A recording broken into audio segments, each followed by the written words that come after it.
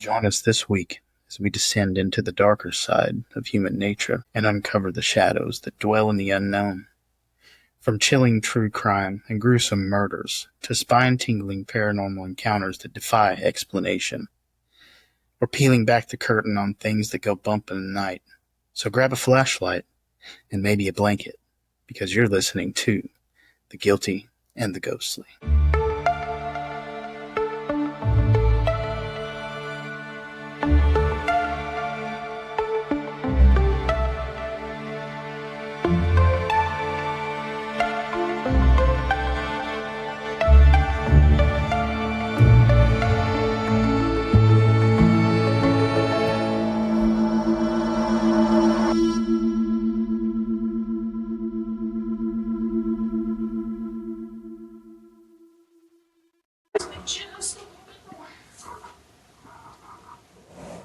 How's that?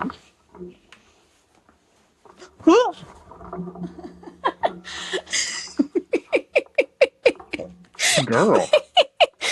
I almost threw you on the floor. Can you hear? Talk something. I'm trying to turn it up. I need you to talk. Testing. Okay,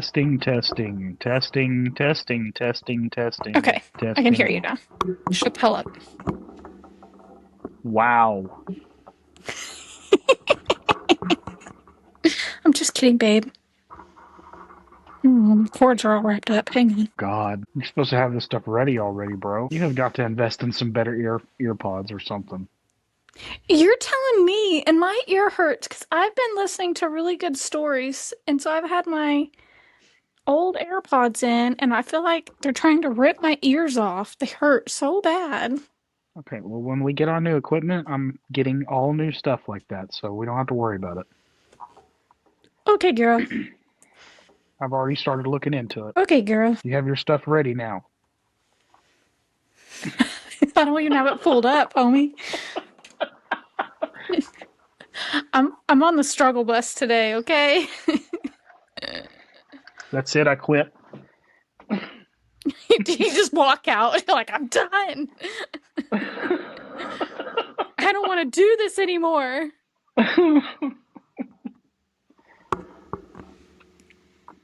You've already been fired. You might as well quit now. So what do you think about my hair? Obviously not. I think it looks good. It's a lot darker than what I was going for. Am I still frozen? No. I can see you a lot better. Before you turned your Wi-Fi on, you were a blur. Yeah, I wonder if there's settings in here that I can change. Don't touch it. It's working. Don't touch it. Stop touching. Are you sure? Because you're frozen again. Not now. Now I can see your pouty face.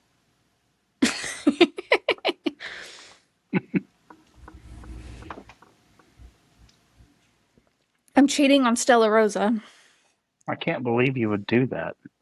I'm drinking my other go-to, Jamaican Me Happy. Mm-hmm. Hopefully they can see that, because it's wherever you were pointing that at, I could not see. Oh, I'm sorry. So toast to us. 16 years. Yeah. Happy anniversary. Yep, 16 years of hardships and beatings from you and you name it. Oh, nothing. I was talking about my trauma. This is a safe place. Go ahead and share. It's only safe because I'm not with you. Go ahead and share.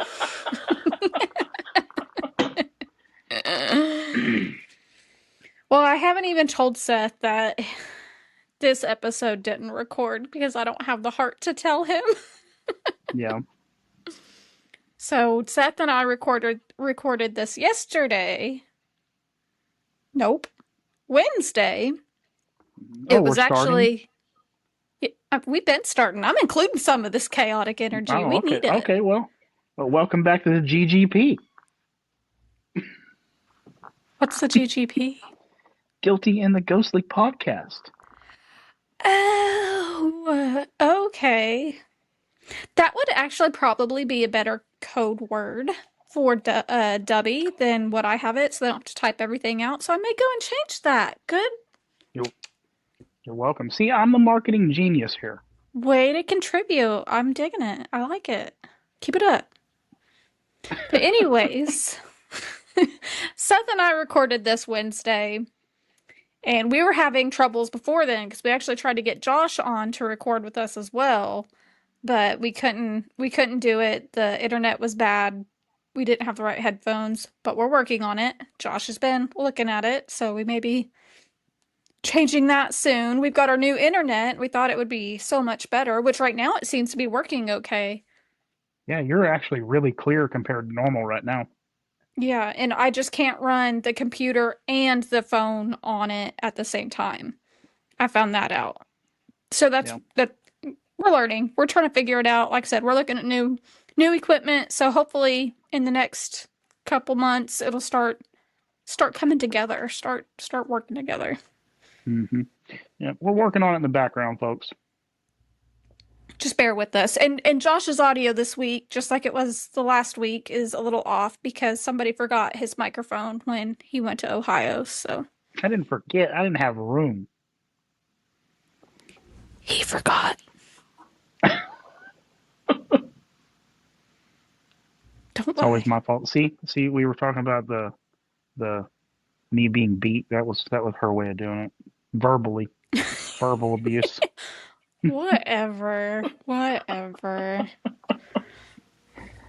So I have told you a little bit about this story, but I know when I tell you things, it goes in one ear and out the other. I'm hoping it did that with this case because there are some twists and turns. There are some twists and turns in it that I didn't tell you, so maybe the whole thing won't be a surprise, but there'll at least be bits and pieces that are a surprise. Okay. Did you have anything else to say before we start? Not necessarily, other than happy anniversary to my beautiful wife. Oh, okay. I see what you're doing. I'm just trying. I'm trying not to get beat. Oh. Okay, that makes sense. You've been out of town for how long now? Going on just a little over 3 weeks. Yeah, and he's still not home. Doesn't come home till Wednesday. Yep. 5 more wake-ups. Barely surviving over here. He left me for a month alone with his 3 demon spawns. You had a hand in that as well. We were at May's pitching lessons on Monday. And if you know our child, one thing to know about May is she wears it on her face. She does not control her emotions. She has RBF. She gets it honestly. I normally have really bad RBF. And her pitching coach goes, May, fix your face, girl. He told me that like 3 times last practice. I was dying. She actually smiled twice tonight, so I was happy for her.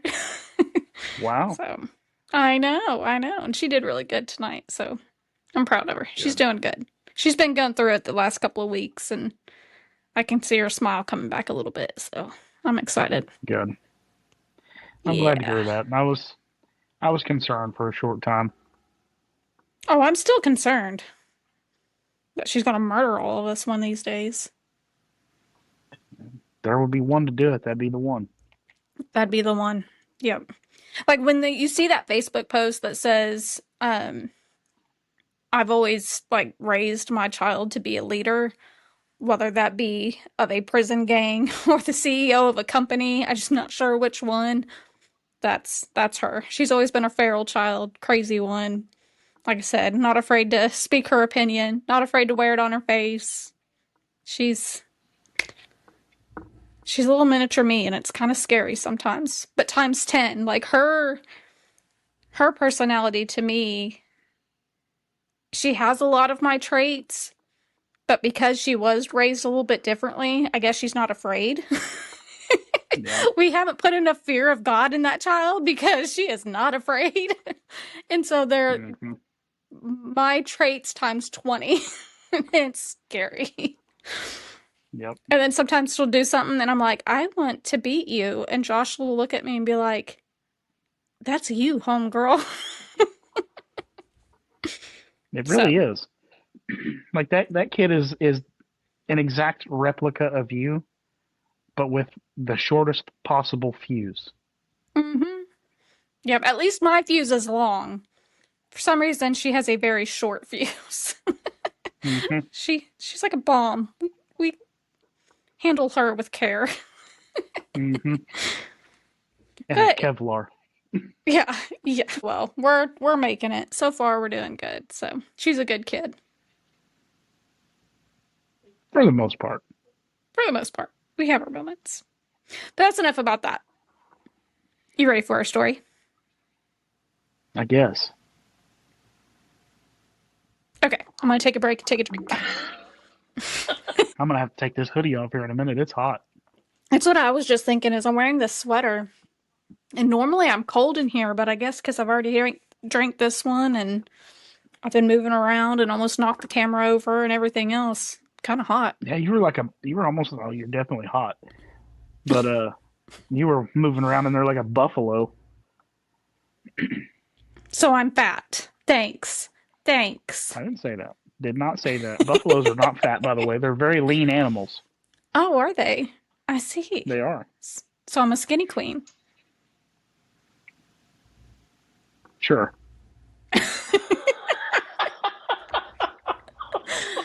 I can't stand you. I can't hype you up too much. Then you're gonna think too much of yourself, and you're gonna leave me. Oh, With whatever. my face for radio here. Your face for radio. You don't even have the voice for radio right now because you don't have your microphone, bro. That's very true. Yeah. All right. Well, I guess that's enough banter. We can go ahead and jump in because we're already at like 15 minutes. Yep. Okay. So this story takes place in 2001. We have a gentleman by the name of Michael Dippolito. He went to prison for fraud, like fraud-related crimes. Specifically, there were a couple of different sources, and I don't know if it's just because they don't know how to exactly explain what he was doing. Some of them said it was like a telemarketing scam. Some said it was a Ponzi scheme. I can't remember what they called it, but it was some other type of like currency scam to where he would call these people and be like, I have a great opportunity. You've got to pay this to do this and you'll get all this money back. Or you can give me this money and I'll exchange it for a different currency and you'll make your money back times 5 and you get to get money back or whatever. So he was doing that. He got caught. He was convicted for organized fraud and grand theft. So he served only about 7 months and then they released him early. And one of his conditions of being released early from prison was 28 years of probation. Wow. That's a lot of years. That's insane. Yeah. I think I'd rather do prison time. Yeah. 28 years is a long time. Yeah. Well, fast forward. So he served his time. He's out on probation. He gets married.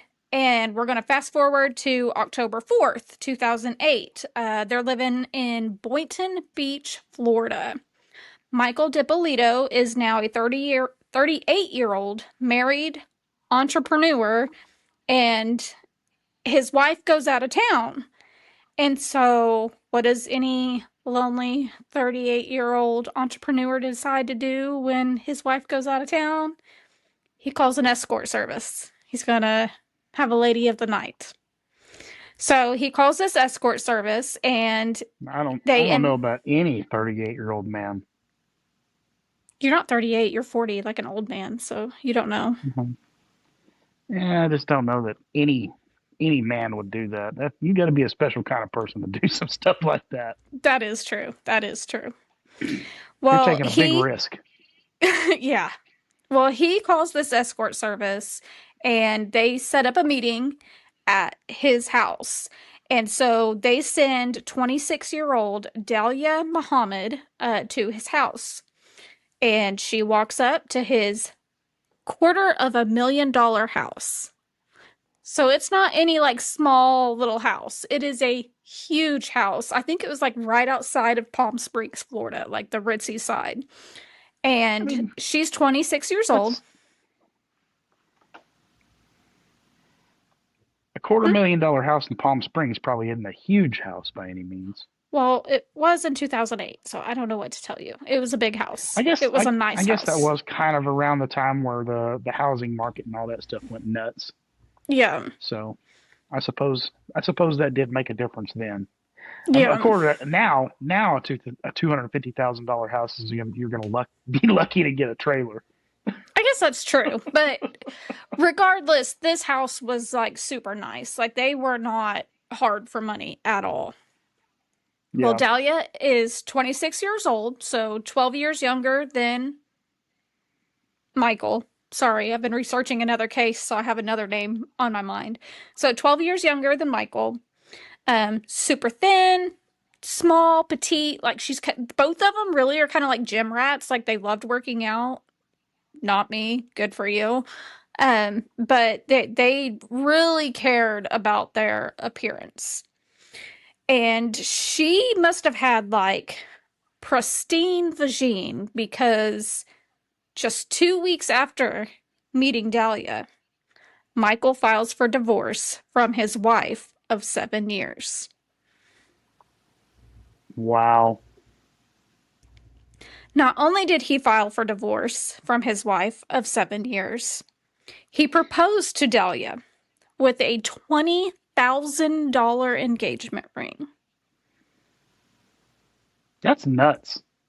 That is insane. In the grand scheme of things, a $20,000 ring, I suppose, would be somewhat normal, but I'm not the type of person to spend money like that.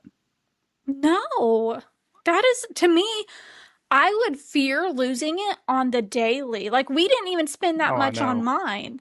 And Right. what was it, a couple weeks ago? Well, I guess it was over a month now since you've been gone that long. I was doing laundry, and ladies will understand, my fingers swell a lot and then they'll go down. And so when my fingers are swollen, like it fits fine. But then when my fingers go down, it's kind of loose. And I was doing laundry and I went to bed and I was about to lay down and I have a bad habit of playing with my ring. And I did it and it wasn't there. And I was like, where's my ring? And Josh looked at me like, I don't know. Okay. And I started freaking out, started retracing my steps. And I was like, I can't find my ring. I can't find my ring. And he's just sitting there like, okay. And I ended up finding out when I swapped, I was like, it's in the washer because I had just put clothes in the washer. So I opened the washer, it's completely full of water. And I was like, well, there's nothing I can do for now. So I closed the washer and then I was like, you know what? I did take clothes out of the dryer. So I went and checked the clothes that I took out of the dryer. And sure enough, when I took the clothes out of the dryer, it pulled my ring off and I didn't even realize it. Could you imagine doing that with a $20,000 ring? Oh no. No, I would have been much more concerned then. I love my ring. It's beautiful. It is. It is. And to me it's really not about the ring so much as it is the commitment. I Yeah. mean, my ring is just a $50 silicone ring. And to me Hmm. that's all I really need. Yeah, and we just upgraded my ring last year. And when I say upgraded, I don't think it cost any more. It actually may have been less than my original ring. It was. But I got my original ring when I was much younger, and my taste has changed a little bit, and I wanted a ring that was more my style. And I don't like big blingy rings. I wanted just Mhm. this, and it's more my personality, and I love it. And I just could not imagine $20,000 ring. That's insane. No, me Insane. neither. That's a crazy amount. Yeah. Well, they get married on February 2nd, 2009. And after they got married, like the couple would go to like friends' houses, they'd go hang out. And some of these friends were from Michael's previous marriage. They were friends before the divorce. And they're like, they were so over the top with affection that it almost made us uncomfortable. Like they were really packing on the PDA all over each other. And it almost made the friends kind of like, ugh, like control yourselves. After about a year of marriage, all of a sudden, Michael's probation officer randomly shows up at his house unannounced. Has never done that before, has never just randomly showed up. Michael answers the door, and there's 2 detectives with them. And that's when they tell Michael that they've been receiving anonymous calls that he's been selling drugs. And he's like, bro, I'm not into that. I don't do that. They asked if they could search his house. He's like, go ahead, search it. So they search it top to bottom. They don't find anything.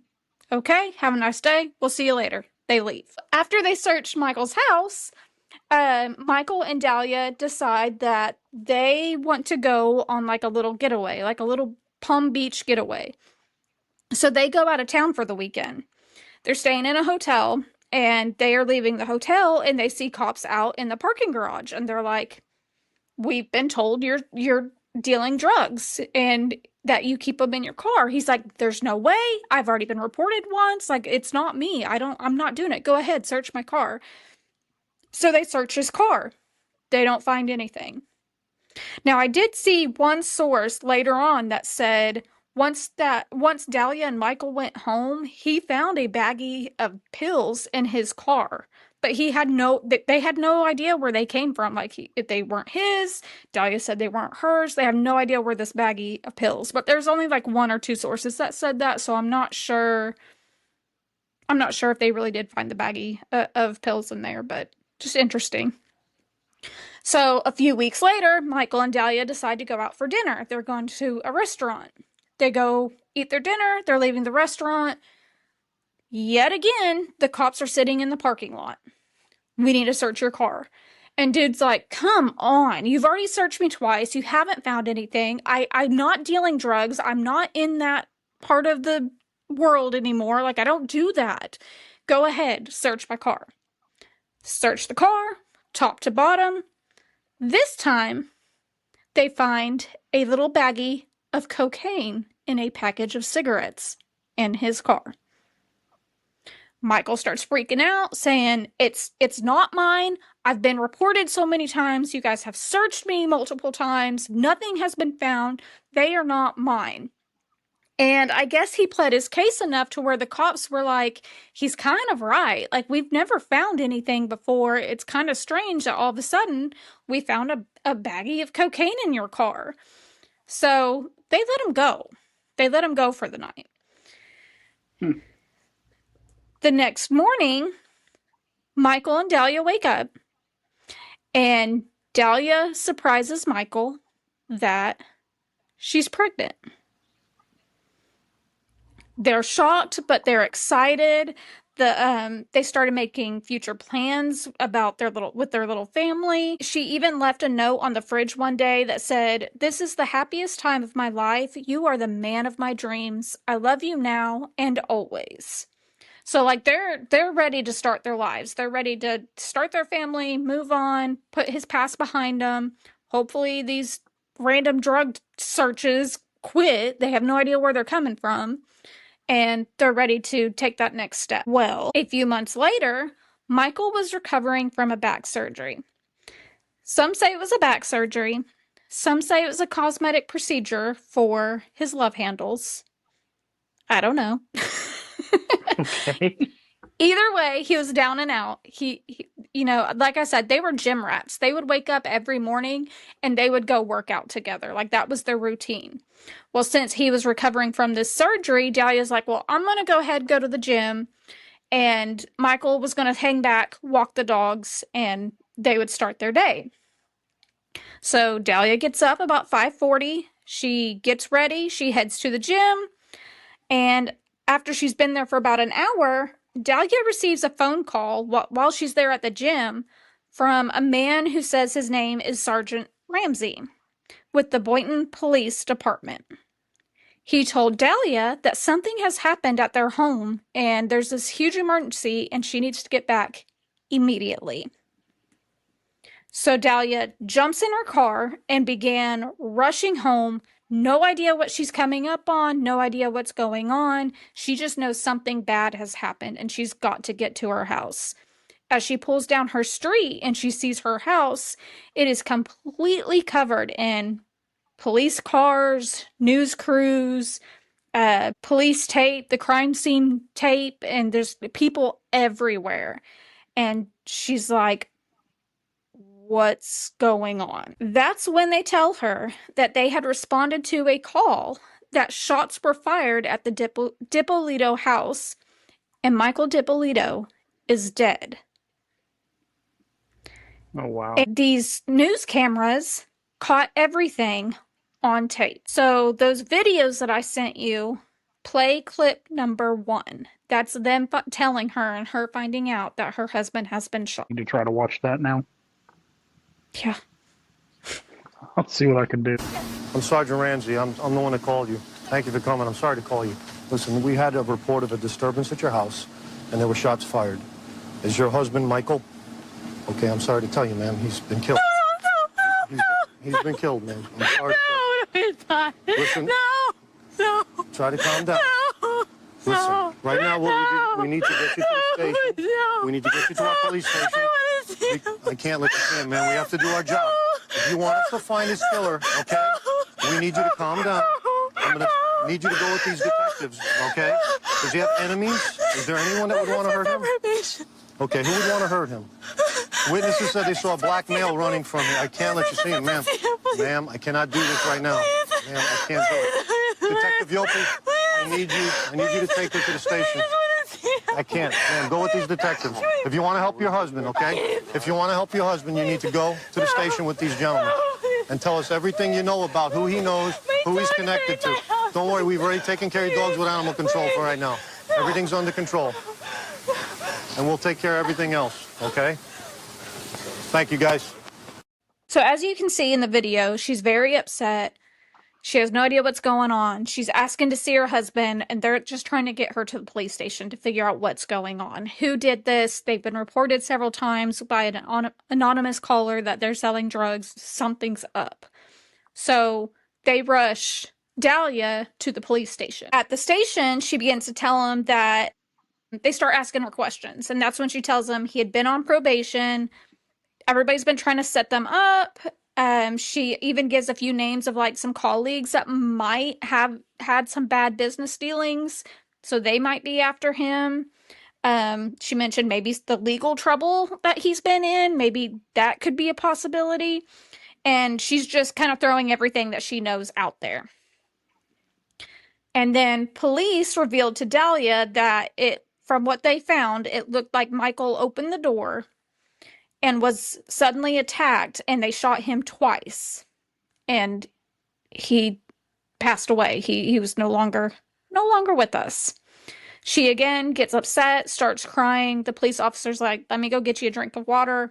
I'll be right back. So he leaves the room, and he brings Dalia a bottle of water. And at this time, they kind of talk for a little bit, and then he said, bring that guy in here.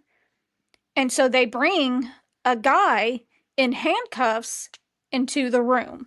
And they begin asking Dalia, like, do you know this guy? So play clip number 2. Get over here. Get over here. You know who this guy is? No. You've never seen him before? I've never seen him before. Ever. Do you know her? Put your head up and look at her. Put your head up. I've never seen him. What were you doing coming out of her house? Get him out of here. You just watched that clip of them bringing the guy in and them being like, do you know him? Mm-hmm. And she completely denied it. And once he comes in and he leaves the room, Dalia and the detective are sitting there again. And all of a sudden, the police officer looks at Dalia and says, you're going to jail today. And she's like, excuse me? Play clip number 3 and really listen to it.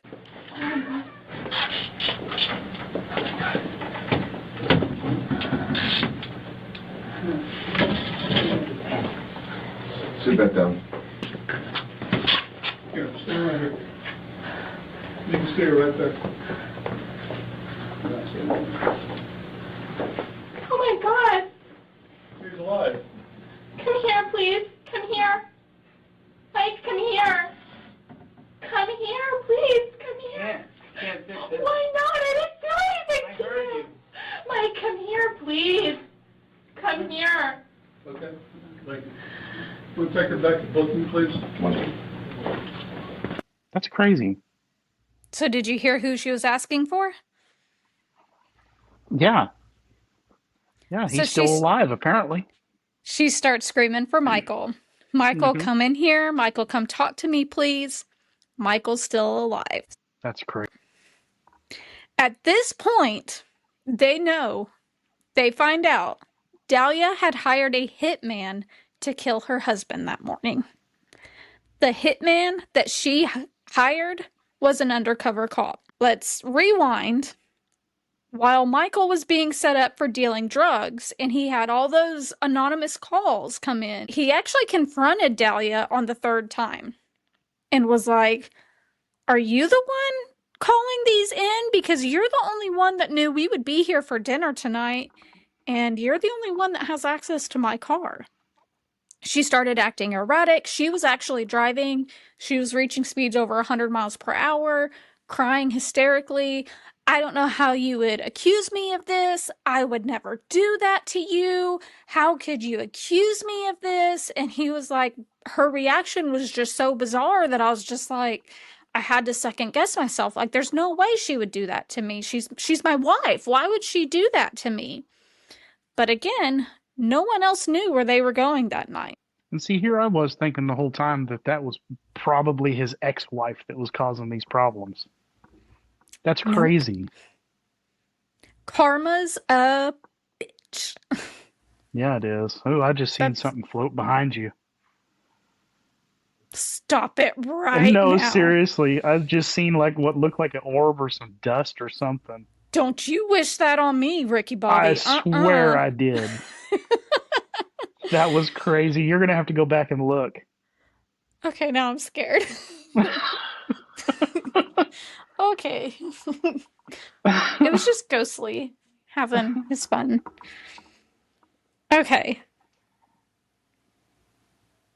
I swear.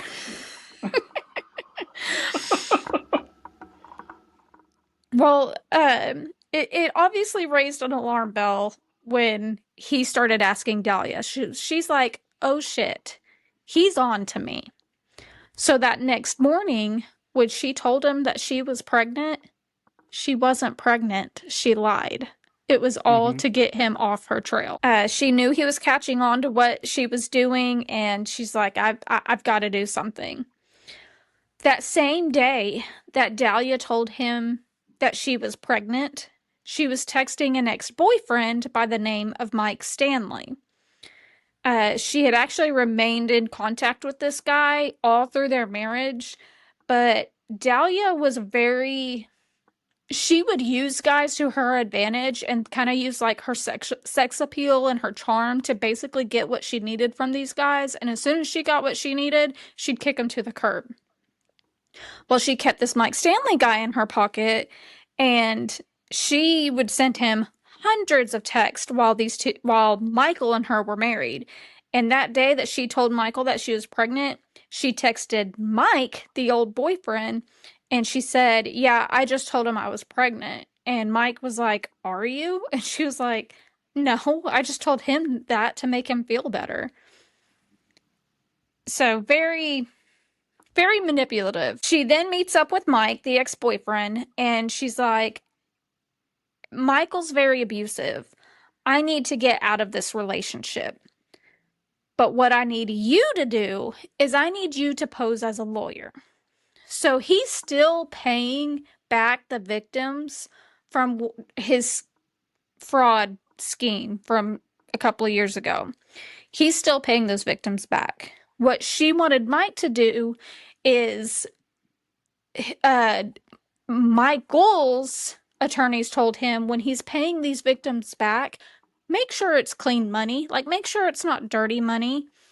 And what they were going to have Mike do is tell Michael to make sure that his money looked clean and to make sure that they didn't sue him for everything he had, was he needed to write the deed of his $250,000 house over to Dalia. That way they couldn't touch it. Michael also transferred like $100,000 over to Dalia, and she was going to pay the lawyers to pay the victims. So it looked like clean money and that he didn't have anything to do with it. Michael did it. He wrote his house over to Dalia, sent her the money, and Dalia did not pay a dime to his lawyer. That's nuts. Yeah. Once she got Michael to do that and Mike posed as his lawyer, she got what she needed. So she kicked Mike to the curb and was like, see ya, I don't need you anymore. Now, like I mentioned before, Dalia was a very pretty, very attractive woman. And she really knew how to use her looks to get what she wanted from men. She also had another ex by the name of Muhammad. He was kind of a businessman. I think he owned like a gas station or two, and knew that he kind of ran with a rougher crowd and was like, I bet he would know where I could hire a hitman. So she calls Muhammad and was like, hey, I need you to set me up with a hitman. And Muhammad's kind of like, whoa, like, where is this coming from? And he's abusive. I need to get out of this relationship. I don't know what else to do. Yada, yada, yada. Muhammad doesn't tell her yes, and he doesn't tell her no. He's just kind of like, let me think on it. He gets off the phone with Dalia, and he goes to the police station. And he tells the cops, I have this ex-girlfriend. She just asked me to kill her boyfriend, or her husband. I don't know what to do. And they're like, listen, we're going to hook you up with a camera and a recorder. You're going to go back to Dalia and tell her you're going to hire a hitman for her. And he agrees. He does it. So they get that on recording, that he's going to hire a hitman for her. So he goes back to the cops and they're like, you know what? Let's just take it one step further. Let's set up a sting operation where she meets a quote-unquote hitman. So she goes and meets this guy. The guy that they brought into the interrogation room in handcuffs, he was the undercover cop that they hired as a hitman. So she sat there and just bold-faced lied to them, saying, I've never seen him before. I don't know who he is. They have it on video that she was talking to him. She got in his car. She provided him with a picture of their house, a picture of him, told him all the details that she was going to the gym and he can't do it because he's recovering from this surgery. He'll be home from this time and this time by himself. Like, told him everything. She also agreed to pay a $3,000 down payment for the alleged hit. And again, it was all caught on camera. And this clip is the one of Dalia talking to the hitman. When it's done, you know, you have to have an option to change your mind. Even if you change your mind, you're not talking to him. There's no changing, no, there's no, like, I'm determined already. I'm positive, like, 5,000% sure, like, I was stressing when you told me you were going to come up here, and then I'm, like, looking at the time, I'm like, what's the fuck, he's not coming, he's not this, you know, it's like, all this stuff or whatever, like, no, when I say I'm going to do something, I'm going to do it, like, as soon as he told me, listen, I need the money from you, I went, I grabbed it right away, like, we were good to go. Like, with me, you're not going to have a problem, you're not going to have an issue, you know what I mean, nothing of nothing, I just... Do you have any money on you right now you could afford or anything? You don't have to, I'm just saying. I didn't bring anything. Okay, no big deal, no big deal. It's all right. Okay. So in that clip, she gets in the car. You can see her, it's like a 20-minute clip on YouTube. And the whole time she's talking to him, the way the camera is set up, it's like behind the driver's seat, but pointed towards the passenger seat. So you can't see the driver. You can only see Dalia. And in the clip, he asks, like, I need you to say this is what you want because I don't want you going back and changing your mind. Like, once it's done, it's done. Like, I need you to say the words that you want this. And she would not say, I want you to kill him. I want to hire you to kill him. I want him dead. She kept, like, skirting around it. And he's like, I need you to tell me what you want. And she's like, she kind of laughs and is like, do we really have to do this? Like, she's just very nonchalant about it. You can tell she's kind of nervous, almost suspicious, which I imagine if you're hiring a hitman to kill your husband, I'm sure your nerves are fried at that point. Oh, yeah. And During that 20-minute clip, she actually looked back and straight into the camera multiple times. Like, she didn't know it was there, but it was almost like she felt like she was being watched. And what got him the most is when the undercover cop was like, "Are you sure this is what you want?" She's like, "Oh yeah, 5,000% sure. I need it done. I want this to be completed. I don't care what it takes. I'm the type of person that once I make up my mind, that's it. Nothing changes. It is what it is." He said she was just the way she reacted, he said it really got to him. It wasn't, make sure he doesn't suffer. Can you do it quickly so that there's no pain? Like, just, I don't care how it gets done. Just do it. Like, very cold-hearted. Well, back to that morning when Dalia went to the gym as planned, completely unaware that police are knocking on Michael's door, and he answers it, and the police are like, "Dude, your wife's trying to kill you. She's actively trying to hire a hitman to kill you. Here's the plan. This is what we're going to do. We got to get you out of here." On the way to the police station, that's when they show him the clip of Dalia trying to hire this hitman, showing him his picture, showing him pictures of the house, agreeing to pay the deposit. And he's just flabbergasted. Chin on the floor. I couldn't imagine. They explained the plan that Dalia had came up with, and they're like, we got to go. So they take Michael to the police station, and they begin setting the scene as if Michael was murdered. About an hour later, the police would then call Dalia to inform her that her husband had been shot. The news crews that were there that day were actually film crews because they were filming like a documentary type show with the police department. I guess kind of like Cops, or I wouldn't say 48 Hours, but kind of like along those lines. And that's how they caught it on video. So the first video I sent you, you're like, man, it's crystal clear. It's because he's mic'd up, because they knew what they were doing. And her whole... It was her acting. She knew. She knew what was going on. She thought he'd done been shot by the hitman. She thought he was dead. And it was just her acting like it was the worst news she ever got. And if you notice, when she goes to the cop, she like grabs his bicep and she just holds that bicep and is like leaning on him. And it's just like, girl, get out of here. It is crazy.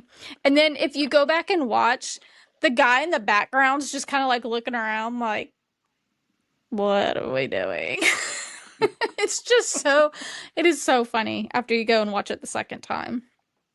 Yeah, I mean, not knowing any of that, you would think that she was seriously distraught. Devastated. Yeah. I already told you who the hitman was, the guy in the cuffs, and they end up telling Dalia that they've caught everything. They've recorded everything. They've got her asking Muhammad. They've got the text to the boyfriend. Or to the ex-boyfriend. They got a video of her trying to hire the hitman. She goes, "That wasn't me. I didn't do it." They're like, "Girl, we got you on film. That wasn't me. I didn't do it." Kidding. She would not admit to it. Would not admit to it. That's so crazy. Because they caught everything on film, they didn't have to have a confession. They're like, it's an open and shut case. Like, we don't have to have the confession, because they're just going in circles with this girl. Like, she is not admitting to anything. Several times she's like, I don't understand what's going on. I didn't hire a hitman. I didn't do that. It's just crazy. So, of course, they take her to jail. You get one phone call when you go to jail. Want to take a guess who she called? The ex. She called Michael. Are you kidding me? The person she tried to kill? She called Michael. Oh my God. You have to be a special kind of stupid to do something like that. She is such a narcissist. Like, she is grade A narcissist, because when she calls him, like, she's getting pissy with him. And he's like, you were the one that hired a hitman. You just tried killing me. No, I didn't. He's like, I seen the evidence. They showed me the evidence. Yeah, Michael, they showed me that too. And that's just wrong. It wasn't me. And he's like, what so are now you? She's trying to gaslight him. He's like, what are you even talking about? Like, they literally have you on footage. And she's like, Michael, you wouldn't even give me a chance to explain myself. And he's like, what is there to explain? Like, you tried to kill me. Then she flips it on him and was he was like, don't worry, I called your dad. They're going to hire you a lawyer. Like, I'm making sure that's taken care of through your parents. Like, at least that's taken care of. And she's like, excuse me? You need to hire me a lawyer. That's your duty as my husband. And Michael's just like, what? Oh my gosh. Finally, they get off the phone because he's making no headway with this girl, and she's just blaming him and just denying everything. So this trial, once she would go to be tried, would stretch over nearly a decade. Wow, really? So Dalia pleaded not guilty. Shocker, I know. Mm-hmm. And because she pleaded not guilty, she spent 20 months in jail waiting for her first trial. Wow. In April of 2011, she was finally charged with the solicitation to commit first-degree murder. Her defense was, so in the first trial, they actually brought Michael on the, what's it called? Brought Michael on the stand. There we go. Brought Michael on the stand and he testified. He testified and he actually did a really good job. Like, they even talked about his past, which is kind of a risky move. But he was very relatable. He's like, yeah, I did that. I screwed up. I've been paying it back. Like, I served my time. I'm trying to be a better person. The defense's argument was that Dalia and Michael came up with a plan. Michael wanted to be on a reality TV show. And so they formulated this plan for her to hire a hitman. But in the end, Michael changed his mind. And now he's using it against her, basically. Now, wait a minute. That doesn't even make sense. No!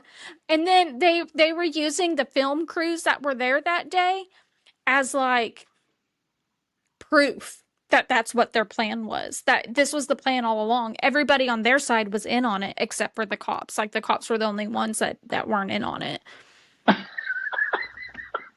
Come on. Narcissist. And what is that? I guess that lawyer was like, there's so much evidence against you. What do we have to lose? Let's just throw it at the wall and see what sticks. At that point, your reputation, maybe? I don't know. I don't know. Now you look like a complete idiot. Looks so stupid.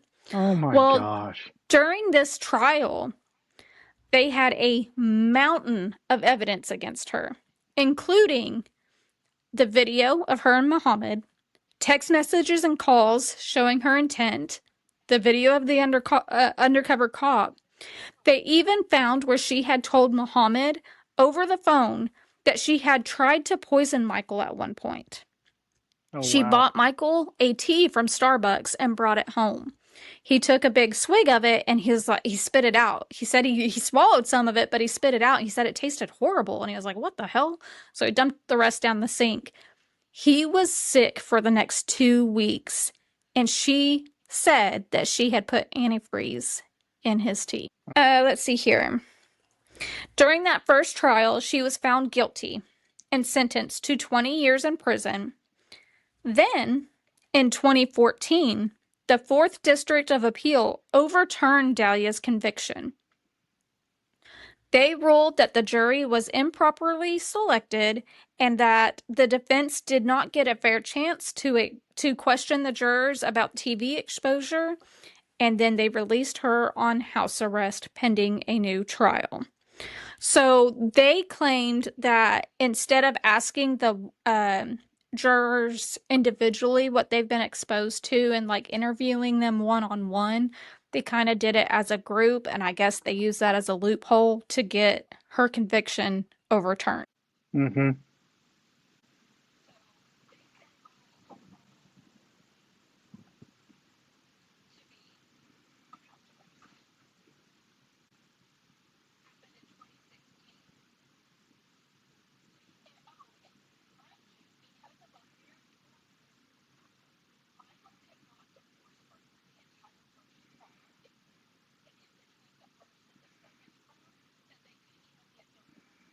Oh, wow.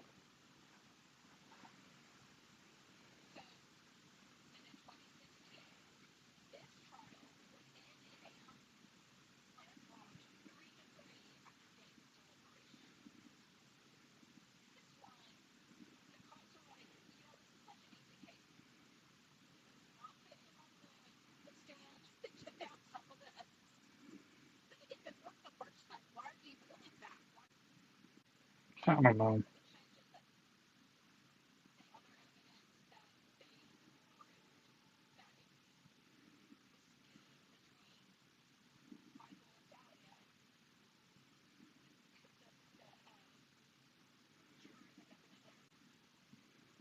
Sure.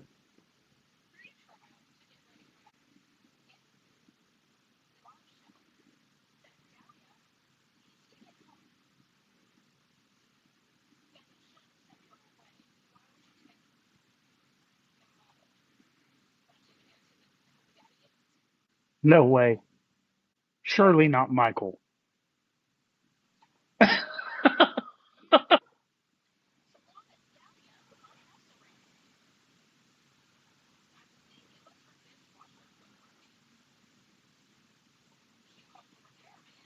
Uh-huh.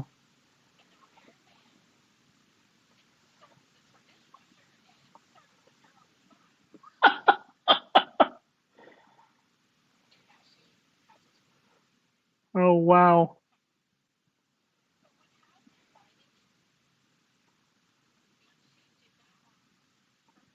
I could see that. I could see that. And I could also see maybe, I hate to say it, but maybe her lawyer kind of gave her some of those ideas.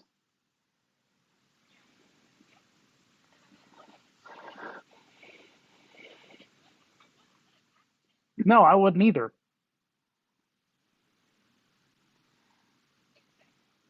I can't believe that they omitted evidence from the last trial to begin with. I mean, that's to me, that's just ignorant. Like, yeah, it's an open and closed case, but when you start omitting evidence like that, then your jurors are starting to look at things like in a totally different light.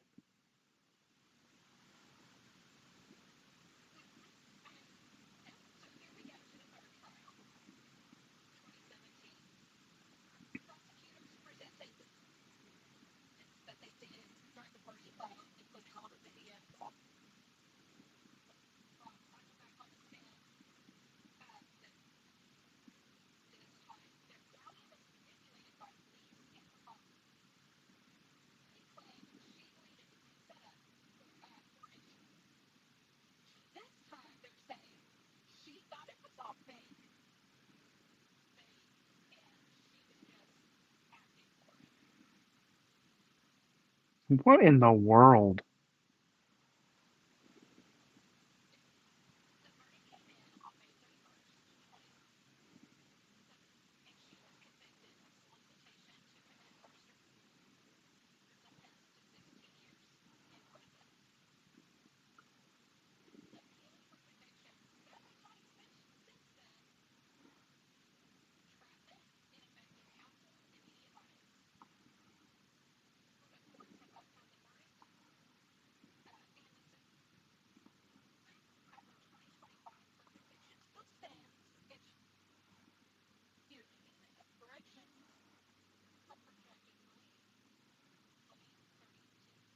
Wow.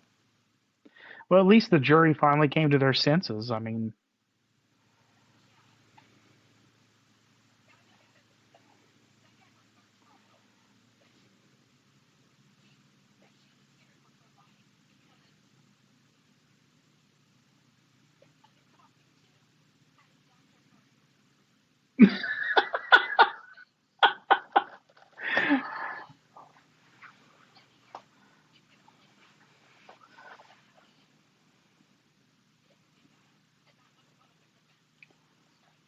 Oh my gosh.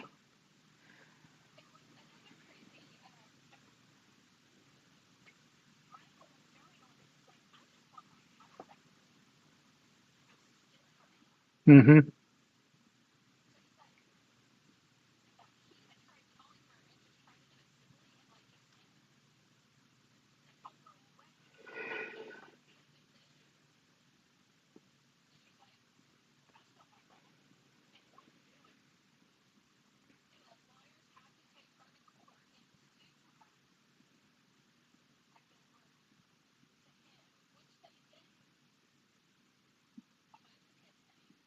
Wow.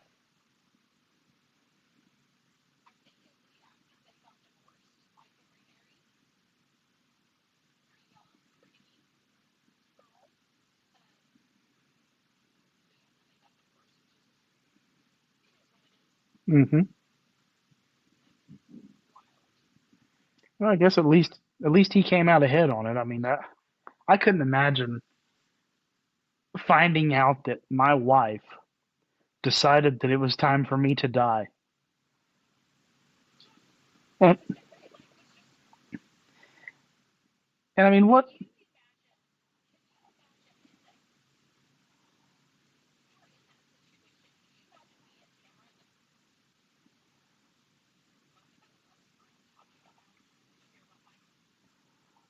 Oh yeah, I mean that would be insane.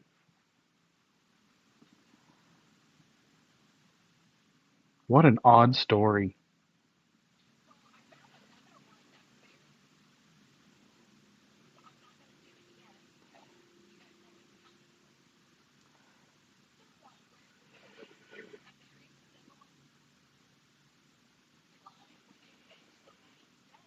Mm-hmm.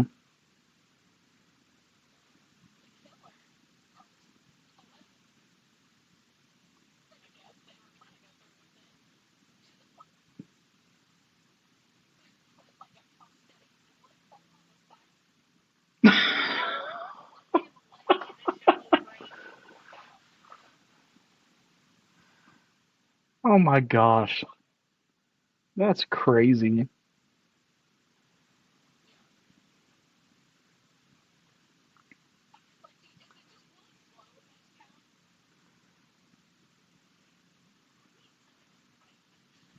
I don't know.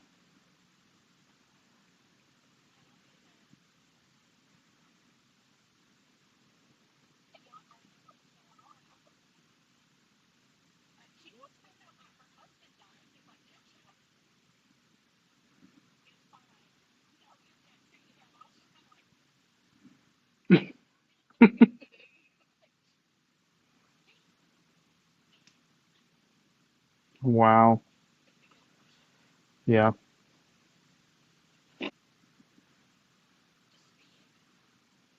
Do what? You keep cutting out. Oh, it's really bad. No, I haven't seen that just that one time.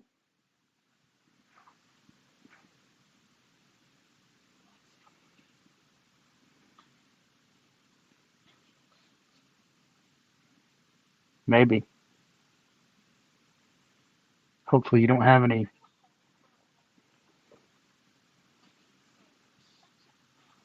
Maybe that's why you keep freezing because it's interfering with your electronics.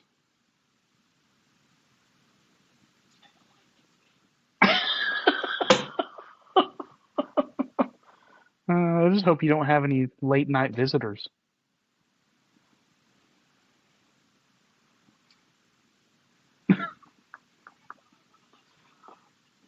Yep.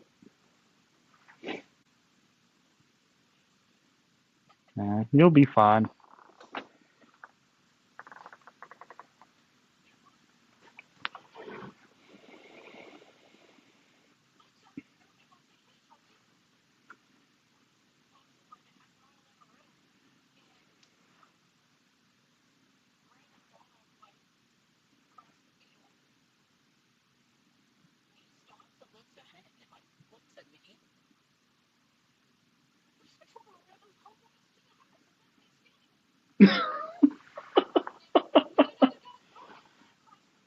Yeah, that's what she does. Yeah. Hazel would have stayed by you. Charlie just defends her house. I'll give her that. But she doesn't venture far from the house. Mm-hmm.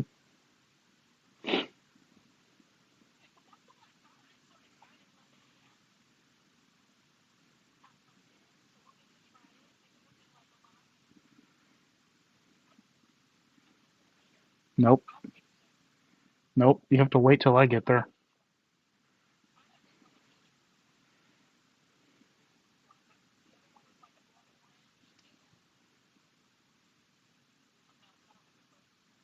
Yeah.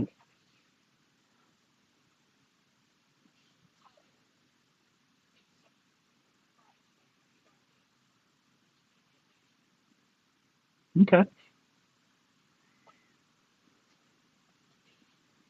Okay. Well, I'm excited to try some. No, now I'm connecting again. It might be my internet because my internet signal keeps bouncing in and out. My Wi-Fi.